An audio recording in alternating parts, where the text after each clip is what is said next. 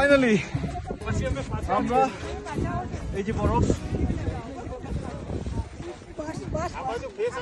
বরফের জায়গায় চলে এসেছি, টপ অফ ইউরোপ।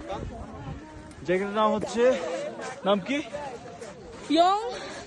ইয়ং ফ্রয়ক, মানে যদি ইংলিশে লিখতে হয় তাহলে লিখতে হবে জাং ফ্রজক, এরকম। সো এখানে হচ্ছে ইউরোপের সব থেকে উঁচু জায়গা। এখানে একটা রেল স্টেশন আছে, আমরা সেটাতে করে এসেছি।